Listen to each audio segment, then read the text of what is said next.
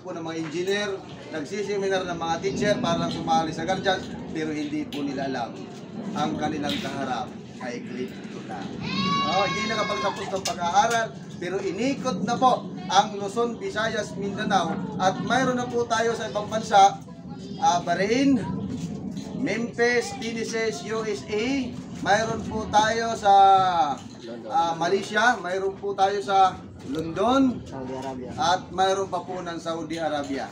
Ganun Bahrain. po kalawak ang naabot ng ating pong grupo sa Confederation po ng UGB. Dito po sa pamamagitan po ng GGC, tayo pa lang po ang mayroon yan. No? Sa lahat po ng Confederation, 44 Confederation na po ngayon sa UGB. At mayroon pong first, no?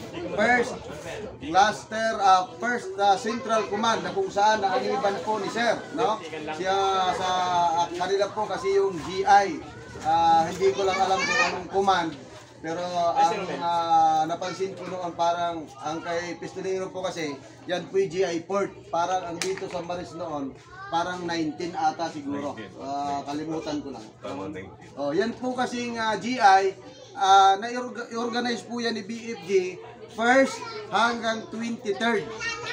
Noon cluster po yan. Nung mamatay po siya, bago po siya mamatay, nakapag-advisory siya na ang cluster ay ilipat po sa GI Central Command. Ibig sabihin, mas lalo pong umangat ang bawat command ng GI. Alam ko po yun lahat kung paano i-organize na linatag po ni BFG kasi nasa libro naman po yan. So, mayroon. Sunod, bigyan po natin ng mensahe. Ang atin pong, alam kong malungkot pa to kasi kakaiwan pala ng kanyang mahal na asawa. Si Ma'am Gold.